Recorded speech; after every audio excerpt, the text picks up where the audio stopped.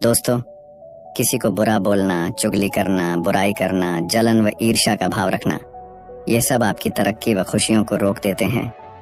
आपके जीवन में गहरा प्रभाव डालते हैं। क्या भाग्य में लिखा कभी मिट सकता है? आज की इस सुंदर कहानी में आपको पता चलेगा कि जो कुछ भी हमारे जन्म से पहले लिखा जा चुका होता है, क्या उसको मिटाया जा सकता है? अगर आप यह सब कुछ जानना चाहते हैं तो इस सुंदर कहानी को कृपया अंत तक जरूर सुनें। दोस्तों, यह कहानी बड़ी ही शिक्षाप्रद, महत्वपूर्ण और ज्ञानवर्धक है। मेरा आपसे निवेदन है कि कहानी के अंत तक हमारे साथ में बने रहना। नमस्कार दोस्तों, बोधि थिंक्स बाय यूट्यूब चैनल में आपका दिल से स्वागत है। अब देर न करते हुए कहानी शुरू करते हैं। प्राचीन समय की बात है। एक गांव में रामू नाम का गरीब किसान रहता था। उसके परिवार में सिर्फ वह और उसकी पत्नी रहती थी। किसान के घर में बहुत समय के बाद एक लड़के का जन्म हुआ। किसान और उसकी पत्नी बहुत खुश थे। सभी आसपास के लोग किसान को बधाई देने के लिए आ रहे थे। एक दिन सुबह का वक्त था। तभी किसान के घर के बाहर से एक साधु ने भिक्षा के लिए आवाज लगाई। किसान के घर में आज खुशी का दिन था, इसलिए उसने साधु महाराज को अंदर बुला लिया और उन्हें बैठने के लिए कहा। जब साधु महाराज बैठ गए तो किसान ने साधु महाराज से कहा, महात्मा जी, हमारे घर में बहुत समय के बाद बच्चे का जन्म हुआ है। आप कृपया करके इसका नामकरण कर दीजिए। साधु ने जैसे ही बच्चे को अपनी गोद में उठाया, तभी साधु ने देखा कि बच्चे की बाजू पर एक चिन्ह बना हुआ है जो राजयोग को दर्शाता है। साधु बच्चे की बाजू के ऊपर चिन्ह देखकर हैरान रह गया। किसान ने जब साधु को हैरान परेशान देखा तो उसने कहा, महात्मा जी, क्या बात है? आप इतना परेशान क्यों नजर आ रहे हो?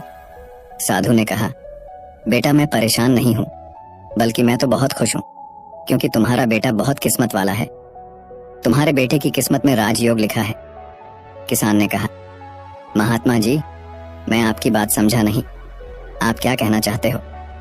साधु ने कहा, बेटा, तुम्हारा पुत्र एक दिन राजा बनेगा। इसका विवाह 16 वर्ष की आयु में इस राज्य की राजकुमारी के साथ होगा और फिर यह इस नगर का राजा बन जाएगा। साधु की बात सुनकर रामू बहुत खुश हुआ। जब गांव के लोगों को पता चला कि रामू का बेटा एक दिन इस नगर का राजा बनेगा, तो सभी लोग उसको देखने के लिए आने लगे। एक दिन की बात है। उस नगर का राजा हिरण का शिकार करता करता काफी दूर जंगल में निकल गया, लेकिन हिरण राजा के हाथ नहीं आया। राजा को हिरण का पीछा करते करते प्यास लग गई थी, लेकिन राजा को आसपास कोई नदी या तालाब भी नहीं मिला जहां से वह पानी पी सके। राजा काफी समय से जंगल में इधर उधर घूम रहा था। राजा पानी की तलाश में भटकता हुआ उसी गांव में पहुंच गया जहां रामू रहता था। तभी राजा की नजर एक महात्मा के ऊपर पड़ी। राजा ने महात्मा से पानी मांगा। महात्मा ने राजा को रुकने के लिए कहा और अपनी कुटिया के अंदर से पानी लेने के लिए चले गए। महात्मा ने पानी लाकर राजा को दिया। राजा पानी पीने लगा। पानी पीने के बाद राजा ने देखा कि बहुत सारे लोग बाहर इकट्ठे होकर जा रहे थे। राजा ने महात्मा से उन लोगों के बारे में पूछा तो महात्मा ने कहा, यह सभी रामू के घर जा रहे हैं, क्योंकि उसके घर में एक बहुत ही किस्मत वाला बच्चे का जन्म हुआ है और एक साधु बाबा ने उसके बारे में भविष्यवाणी की है। राजा ने पूछा, बाबा, ऐसी कौन सी भविष्यवाणी की है जिसके कारण सभी लोग वहां जा रहे हैं? महात्मा ने कहा, साधु बाबा ने बताया है कि जब रामू का बेटा 16 साल का होगा तो उसका विवाह इस राज्य के राजा की पुत्री के साथ होगा और उसका पुत्र इस राज्य का राजा बनेगा। महात्मा की बात सुनकर राजा को बहुत गुस्सा आया कि आखिर एक मामूली किसान का बेटा उसकी पुत्री के साथ विवाह कैसे कर सकता है। राजा ने महात्मा से कहा, महात्मा जी, मैं ही इस राज्य का राजा हूँ और आप क्या सोचते हो, एक मामूली किसान के बेटे के साथ मैं अपनी बेटी की शादी कर दूंगा? महात्मा ने कहा, राजन, जो इस बच्चे के भाग्य में लिखा है उसे कोई नहीं मिटा सकता। राजा को अपनी ताकत पर बहुत घमंड था। उसने कहा, महात्मा जी, मैं भगवान का लिखा हुआ आपको मिटाकर दिखाऊंगा। महात्मा ने मुस्कुराते हुए कहा, राजन, मैं भी यही हूं और आप भी यही हैं, देखते हैं। राजा ने महात्मा को प्रणाम किया और वापस अपने राजमहल चला गया। रात को राजा को नींद नहीं आ रही थी। वह यही सोच रहा था कि किसी भी हालत में उस साधु की भविष्यवाणी को सच नहीं होने देनी है। अगले दिन राजा अपना वेश बदलकर रामू के गांव में पहुंच गया। लोगों से पूछता पूछता राजा रामू के घर पहुंचा। राजा ने रामू के घर के बाहर जाकर उसे आवाज लगाई। रामू उसकी आवाज सुनकर घर से बाहर आया और उससे पूछा, आप कौन हो और किस लिए आए हो? राजा ने कहा, मैं सेठ हूं और मेरे खुद के कपड़े का व्यापार भी है और पास के ही गांव में रहता हूं। मैंने लोगों से सुना है कि तुम्हारे घर में एक तकदीर वाला बच्चे का जन्म हुआ है और उसकी किस्मत में राजयोग लिखा हुआ है। रामू ने कहा, हाँ सेठ जी, आपने सही सुना है। राजा ने रामू से कहा, अगर तुम बुरा ना मानो तो एक बात कहूं। रामू ने कहा, हाँ सेठ जी बोलो। राजा ने कहा, तुम अपना बच्चा मुझे दे दो, इसके बदले में मैं तुम्हें बहुत सारा धन दूंगा और तुम्हारे बच्चे का पालन पोषण भी करूंगा। रामू की पत्नी ने कहा, नहीं सेठ जी, मैं अपना बच्चा आपको नहीं दे सकती। राजा ने कहा, तुम एक मामूली से किसान हो, तुम अपने बच्चे का पालन पोषण अच्छी तरह से कैसे कर सकोगे? रामू ने सेठ की बात सुनकर कहा, हाँ सेठ जी, आप ठीक कहते हो, हम इस बच्चे का पालन पोषण अच्छी तरह से नहीं कर सकेंगे। रामू की बात सुनकर उसकी पत्नी ने कहा, ठीक है सेठ जी, मैं आपको अपना बच्चा देने के लिए तैयार हूँ, लेकिन जब यह 16 साल का हो जाएगा तब आप मुझे इसे वापस कर दोगे? राजा ने कहा, हाँ ठीक है, जब तुम्हारा बच्चा 16 वर्ष का हो जाएगा तो मैं इसे तुम्हें वापस कर दूंगा। यह कहकर राजा ने बच्चे को ले लिया और वहां से चला गया। राजा अपने साथ बच्चे को लेकर एक नदी पर पहुंचा। राजा ने सोचा था कि वह बच्चे को नदी में छोड़ देगा और उसकी मृत्यु हो जाएगी, लेकिन बच्चे का मासूम चेहरा देखकर उसको नदी में छोड़ने की हिम्मत नहीं हुई।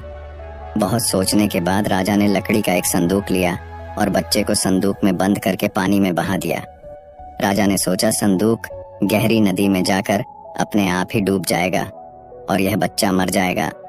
यह सोचकर राजा अब निश्चित होकर वापस राजमहल में चला गया कि अब यह बच्चा वापस नहीं आएगा और मेरी बेटी के साथ इसकी शादी भी नहीं होगी। मैंने भाग्य का लिखा हुआ मिटा दिया। उधर वह संदूक बहता हुआ एक नदी के किनारे पर पहुंचा, जहां पर एक धनवान सेठ सूर्य देवता को जल चढ़ा रहे थे। उस सेठ ने जब संदूक को खोलकर देखा तो उसके अंदर एक बच्चे को देखकर वह हैरान हो गए। उस सेठ की कोई संतान नहीं थी। सेठ उस बच्चे को अपने घर ले गया। सेठ की पत्नी बच्चे को देखकर बहुत खुश हुई। उसने जब सेठ से पूछा कि यह बच्चा किसका है, तो सेठ ने उसको बच्चे के बारे में बताया कि कैसे वह उस नदी में बहता हुआ मिला है। सेठ और उसकी पत्नी ने बच्चे के लिए भगवान को हाथ जोड़कर धन्यवाद किया। अब वह बच्चा सेठ के घर में पलने लगा। सेठ ने उस लड़के का नाम सूरज रखा था। इसी तरह धीरे धीरे 16 वर्ष बीत गए। सूरज बहुत ही समझदार और बुद्धिमान था। एक दिन सूरज को अध्यापक पढ़ा रहा था। अध्यापक जो कुछ भी पूछता, सूरज तत्काल उसका जवाब दे देता। यह देखकर अध्यापक ने सूरज को कहा, तुम तो बहुत ही समझदार और ज्ञानी हो, तुम आगे चलकर बहुत बड़े आदमी बनोगे। अध्यापक सूरज की प्रशंसा कर रहा था कि तभी वहां से वही राजा गुजर रहा था जो किसी दूसरे राज्य में किसी काम से जा रहा था। राजा ने जब सूरज की तरफ देखा तो राजा वहीं पर रुक गया। राजा ने सूरज से पूछा, बेटा तुम कौन हो और कहाँ रहते हो और तुम्हारे पिताजी का नाम क्या है? सूरज ने कहा, महाराज मैं सेठ हीरालाल का पुत्र हूँ। यह पूछकर राजा वहां से चला गया। अपना कार्य करने के पश्चात राजा जब वापस आया तो वह सेठ हीरालाल के घर गया और उसने हीरालाल से कहा, तुम्हारा बेटा बहुत ही समझदार और बुद्धिमान है।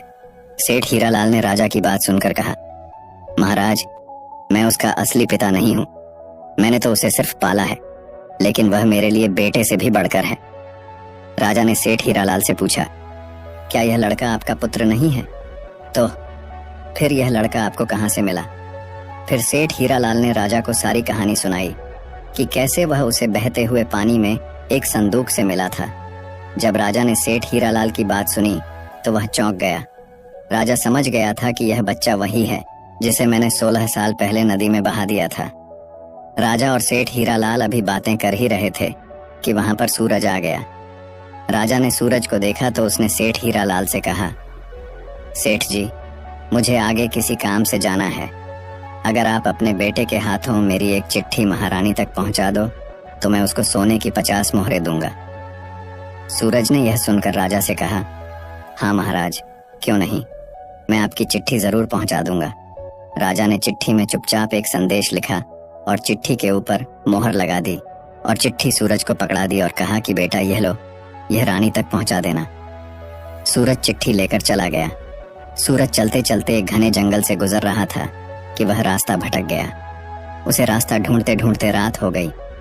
सूरज रात गुजारने के लिए कोई जगह ढूंढने लगा। तभी उसकी नजर एक झोपड़ी के ऊपर पड़ी।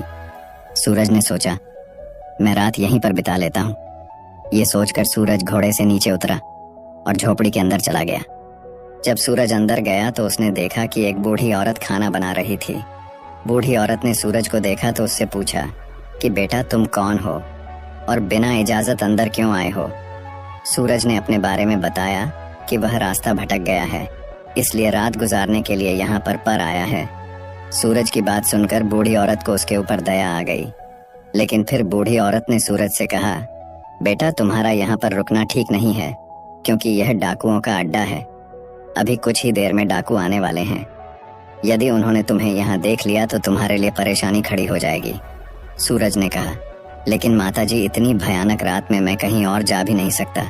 अगर मैं बाहर गया तो जंगली जानवर मुझे खा जाएंगे। इससे अच्छा है मैं यहाँ कोने में जाकर लेट जाता हूँ।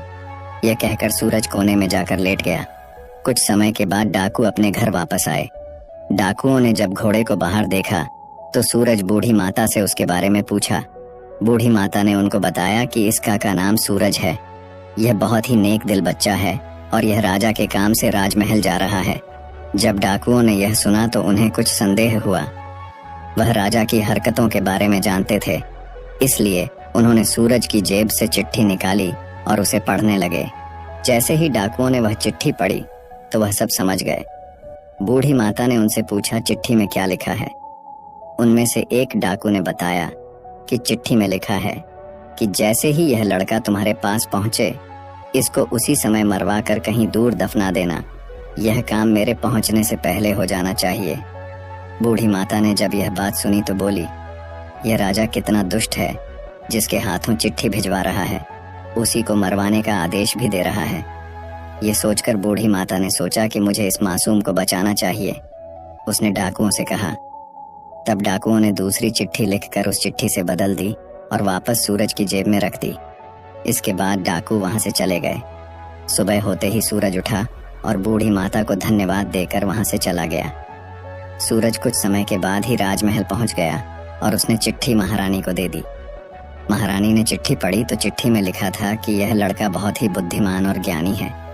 यह राजकुमारी से विवाह करने लायक है, इसलिए मेरे आने से पहले ही तुम इसका विवाह राजकुमारी से कर दो। महारानी सोचने लगी कि आखिर ऐसे कैसे महाराज किसी अनजान से राजकुमारी का विवाह कर सकते हैं। लेकिन फिर उसने देखा कि चिट्ठी पर राजा की मोहर भी लगी हुई थी, इसलिए यह लड़का झूठ नहीं बोल सकता। यह सोचकर महारानी ने राजकुमारी का विवाह उस युवक से कर दिया। कुछ दिनों के बाद जब राजा वापस आया तो उसे पता लगा कि उसकी पुत्री का विवाह उसी युवक से हो गया है। यह सुनते ही राजा गुस्से से आग बबूला हो गया और उसने महारानी से पूछा, तुमने यह सब क्यों किया? तब महारानी ने बताया कि महाराज, जैसा कि आपने चिट्ठी में लिखा था, मैंने वैसा ही किया है। राजा ने महारानी को चिट्ठी दिखाने के लिए कहा। जब महारानी ने चिट्ठी दिखाई तो राजा ने चिट्ठी में कुछ और ही लिखा पाया। यह देखकर राजा ने गुस्से में सैनिकों को कहा, जाओ और जाकर सूरज को पकड़ कर लाओ। सैनिक तुरंत गए और सूरज को पकड़ कर ले आए। राजा ने गुस्से में सूरज से कहा, तुमने धोखे से मेरी पुत्री के साथ विवाह तो कर लिया, लेकिन मैं तुम्हें अपना दामाद स्वीकार नहीं करूंगा। सूरज ने राजा की बात सुनकर कहा, लेकिन महाराज, मैंने तो आपके साथ कोई धोखा नहीं किया है। राजा ने सूरज की बात सुनकर कहा, तुम मुझे भी बेवकूफ बनाना चाहते हो, लेकिन मैं तुम्हें अपना दामाद स्वीकार नहीं करूंगा। अभी दोनों की बात चल ही रही थी कि एक सैनिक ने आकर राजा से कहा, महाराज, बाहर एक महात्मा आए हैं, वह आपसे इसी समय मिलना चाहते हैं। राजा ने महात्मा को अंदर लाने का आदेश दिया। महात्मा जी अंदर आए तो राजा ने उठकर उनको प्रणाम किया और उनके आने का कारण पूछा। महात्मा ने कहा, राजन, लगता है आपने मुझे पहचाना नहीं। राजा ने कहा, नहीं महाराज, मैंने आपको नहीं पहचाना। नहीं, महात्मा ने मुस्कुराते हुए कहा, राजन, मैं वही हूँ जिसे तुम आज से 16 वर्ष पहले भाग्य का लेखा मिटाने की बात बोलकर आए थे। जैसे ही महात्मा ने यह बात कही, राजा एकदम से चौंक गया। उसे सब कुछ याद आ गया। महात्मा ने मुस्कुराते हुए कहा, क्यों राजन, भाग्य का लेखा मिटा दिया? राजा ने आंखें नीची करके कहा, नहीं महात्मा जी, मैं भाग्य के हाथों हार गया। महात्मा ने कहा, राजन, भाग्य के हाथों कोई नहीं जीत सकता, इसलिए अब सूरज को अपना दामाद स्वीकार करो और अपना राजपाट उसको सौंप दो। राजा ने कहा, महात्मा जी, जैसा आपने कहा है वैसा ही होगा। राजा को समझाकर महात्मा जी वहां से चले गए। राजा ने सूरज से माफी मांगी और सारा राजपाट उसको सौंप दिया। तो दोस्तों, कैसी लगी आपको ये कहानी? आप हमें कमेंट सेक्शन में जरूर बताना, और अच्छी लगी हो तो इस चैनल को सब्सक्राइब जरूर कर लेना। तो चलिए मिलते हैं ऐसी ही कोई नई कहानी में। तब तक के लिए अपना ख्याल रखें। धन्यवाद और नमो बुद्धाय।